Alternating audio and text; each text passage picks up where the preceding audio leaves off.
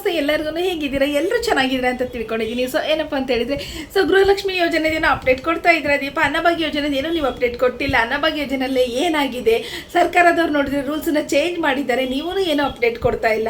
So ಇದು ಯಾವ ಥರ ಅನ್ನಭಾಗ್ಯ ಯೋಜನೆದು ಹಣನೇ ಬರೋದಿಲ್ವಾ ಅಂತ ಹೇಳ್ಬಿಟ್ಟು ಒಂದಷ್ಟು ಕ್ವಶನ್ಸ್ಗಳಿದೆ.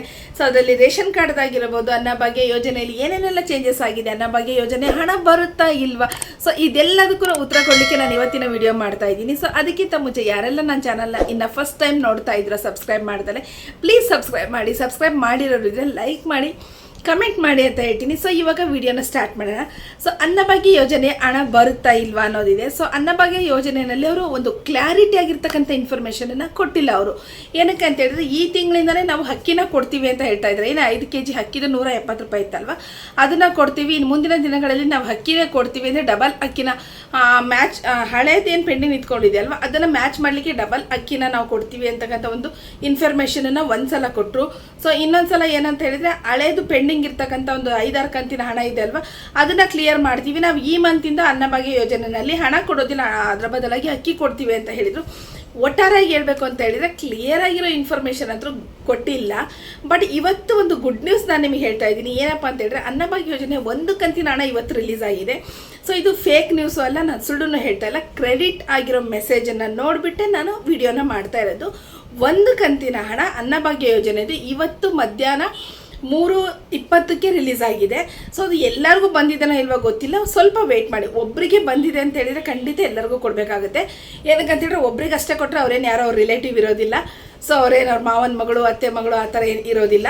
ಸೊ ಅನ್ನಭಾಗ್ಯ ಯೋಜನೆ ಹಣ ಒಬ್ಬರಿಗೆ ಬಂದಿದೆ ಅಂತ ಹೇಳಿದರೆ, ಸೊ ನನಗೆ ಗೊತ್ತಿರೋ ಪ್ರಕಾರ ಒಬ್ಬರು ಮೊಬೈಲಲ್ಲಿ ನೋಡಿದ್ದು ನಾನು. ಸೊ ಅದಕ್ಕೆ ಒಬ್ಬರನ್ನ ಎಕ್ಸಾಂಪಲ್ ತೊಗೊತಾ ಇದ್ದೀನಿ. ಸೊ ಒಬ್ಬರಿಗೆ ಬಂದಿದೆ ಅಂತ ಹೇಳಿದ್ರೆ ಅವ್ರು ಒಬ್ರದ್ದಷ್ಟು ಚೆಕ್ ಪಾಸ್ ಮಾಡಿರಲ್ಲ. ಸೊ ಎಲ್ಲಾದ್ರೂ ಒಟ್ಟಾರೆ ಒಂದಿಷ್ಟು ಜನದ್ದು ಅಂತ ಹಾಕಿರ್ತಾರೆ.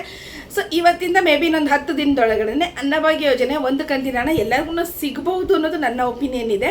ಸಿಗುತ್ತೆ, ಆಬ್ವಿಯಸ್ಲಿ ಸಿಕ್ಕೇ ಸಿಗುತ್ತೆ. ಯಾರ್ಯಾರೆಲ್ಲ ಹಳೆ ಕಂತುಗಳು ತೊಗೊಂಡಿದ್ರು ಸೊ ನಿಮಗಂತೂ ಖಂಡಿತವಾಗ್ಲೂ ಸಿಗುತ್ತೆ. ಇನ್ ಕೇಸ್ ಯಾರಿಗಾದ್ರೂ ಬಂದಿಲ್ಲ ಅಂತ ಹೇಳಿದರೆ ಈ ರೇಷನ್ ಕಾರ್ಡ್ಗಳ್ದು ಏನು ಚೇಂಜಸ್ ಮಾಡಿದ್ರಲ್ವ, ಅರ್ಹರು ಅನರ್ಹರು ಅಂತ ಹೇಳ್ಬಿಟ್ಟು ಅದರ ಪಟ್ಟಿಯಿಂದ ಹೊರ ತೆಗೆಯೋದು ಈ ಥರದನ್ನೆಲ್ಲ ಮಾಡಿದ್ರಲ್ವ, ಸೊ ನೀವು ಸ್ವಲ್ಪ ಅದ್ರ ಕಡೆ ಗಮನ ಕೊಡಿ. ಯಾರಾದರೂ ರೇಷನ್ ಕಾರ್ಡ್ ಇದೆನಾ, ಕ್ಯಾನ್ಸಲ್ ಆಗಿದೆನಾ, ಅಥವಾ ಏನಾದರೂ ನಮ್ಮ ರೇಷನ್ ಕಾರ್ಡ್ ಸ್ಟೇಟಸಲ್ಲಿ ಏನಾದರೂ ಚೇಂಜಸ್ ಆಗಿದೆಯಾ, ಸೊ ಇದನ್ನೆಲ್ಲ ನೀವು ಒಂದ್ಸಲ ಗಮನ ಹರಿಸ್ಬೇಕಾಗುತ್ತೆ. ಇಲ್ಲ ಅಂತ ಹೇಳಿದ್ರೆ ನಿಮ್ಮ KYC ನೋಡಿ, ದಯವಿಟ್ಟು ಹೇಳ್ತಾ ಇದ್ದೀನಿ ವಿಡಿಯೋ ನೋಡೋರು ಆದಷ್ಟು ವಿಡಿಯೋನ ಶೇರ್ ಮಾಡಿ. ಯಾರ್ಯಾರೆಲ್ಲ ಈ KYC ಮಾಡಿಲ್ವೋ, ಈ ಮಂತ್ ಕೊನೆಯವರ ಅಂದರೆ ಈ ತಿಂಗಳು ಕೊನೆಯದಂದರೆ ಇವತ್ತೇ ಲಾಸ್ಟ್ ಮುಗ್ದೋಯ್ತು.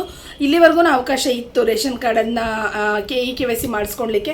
ನೀವು ಮಾಡಿಸ್ಕೊಂಡಿಲ್ಲ ಅಂತ ಹೇಳಿದ್ರೆ ಮುಂದಿನ ದಿನಗಳಲ್ಲಿ ನಿಮಗೆ BPL ಕಾರ್ಡಿಂದ ಯಾವುದೇ ರೀತಿಯ ಸೌಲಭ್ಯಗಳಂತೂ ಖಂಡಿತ ಸಿಗೋದಿಲ್ಲ. ನಾವು ಸರ್ಕಾರಕ್ಕೆ ಏನಾದರೂ ಕೊಟ್ಟಿಲ್ಲ ಅಂದಾಗ ಕ್ವಶನ್ ಮಾಡ್ತೀವಿ ಅಂದಾಗ ಸರ್ಕಾರ ಹೇಳಿರೋ ಮಾತನ್ನು ನಾವು ಪಾಲಿಸಬೇಕಾಗಿರೋದು ಸೊ ನಮ್ಮ ಒಂದು ಕರ್ತವ್ಯ ಆಗಿರುತ್ತೆ. ಸೊ ದಯವಿಟ್ಟು ಏನೇ ಸರ್ಕಾರದಿಂದ ಒಂದು ರೂಲ್ಸು ಏನೇ ಬಂದರೂ ಅದನ್ನು ಕೇಳಬೇಕಾಗಿರೋದು ನಮ್ಮ ಒಂದು ನಾಗರಿಕರಾದ ನಮ್ಮ ಕರ್ತವ್ಯ ಆಗಿದೆ. ಇದನ್ನು ತಲೆಯಲ್ಲಿ ಇಟ್ಕೊಳ್ಳಿ. ನಾವು ಮಾತ್ರ ಸರ್ಕಾರಕ್ಕೆ ಕ್ವಶನ್ ಮಾಡ್ತೀವಿ, ಸರ್ಕಾರ ಹೇಳಿದ ಮಾತ್ರ ನಾವು ಕೇಳಬಾರ್ದು ಅಂದರೆ ಖಂಡಿತ ಆಗೋದಿಲ್ಲ.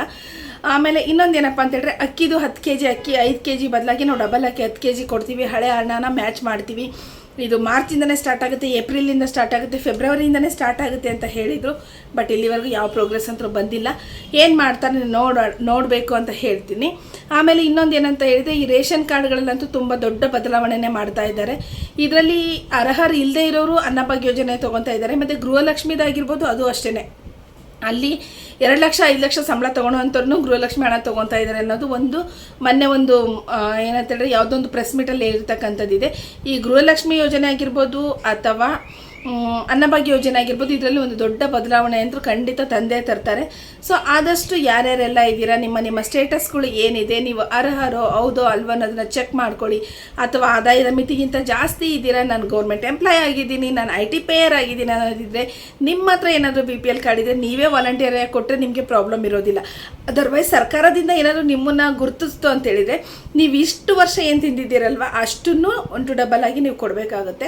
ಸೊ ಇದರಿಂದ ತುಂಬ ಒಂದು ನೀವೇ ವಾಲಂಟಿಯರಾಗಿ ಕೊಡೋದ್ರಿಂದ ತುಂಬ ಬಡ ಕುಟುಂಬಗಳಿಗೆ ಇದು ಹೆಲ್ಪ್ ಆಗುತ್ತೆ. ಯಾಕಂದರೆ 1 ರೂಪಾಯಿನಲ್ಲಿ 10 ಜನಕ್ಕೆ ಡಿವೈಡ್ ಆಗೋದಕ್ಕೂ 1 ರೂಪಾಯಿದಲ್ಲಿ 5 ಜನಕ್ಕೆ ಡಿವೈಡ್ ಆಗೋದಕ್ಕೂ ತುಂಬಾ ವ್ಯತ್ಯಾಸ ಇರುತ್ತೆ. ಹೋಪ್ ಇವತ್ತಿನ ವಿಡಿಯೋ ನಿಮಗೆ ಹೆಲ್ಪ್ ಆಗಿದೆ ಅಂತ ತಿಳ್ಕೊತೀನಿ. ಅನ್ನಭಾಗ್ಯ ಯೋಜನೆ 1 ಕಂತು ಮಾತ್ರ ರಿಲೀಸ್ ಆಗಿದೆ. ಇದು ರಿಯಲ್ ನ್ಯೂಸ್ ಇದೆ. ಇವತ್ತು ಮಧ್ಯಾಹ್ನ 3:20ಕ್ಕೆ ಹಣ ಬಂದಿರತಕ್ಕಂಥದ್ದಿದೆ. ಸೊ ಎಲ್ಲರಿಗೂ 1 ಕಂತಿನ ಹಣ ಅಂತೂ ತಲುಪುತ್ತೆ ಅಂತ ಹೇಳ್ತೀನಿ. ಯಾರೆಲ್ಲ ಕೊನೆವರೆಗೂ ನನ್ನ ಚಾನಲ್ ನೋಡಿದ್ರು ಪ್ಲೀಸ್ ಸಬ್ಸ್ಕ್ರೈಬ್ ಮಾಡಿ, ಲೈಕ್ ಮಾಡಿ, ಕಮೆಂಟ್ ಮಾಡಿ ಅಂತ ಹೇಳ್ತೀನಿ. Thank you.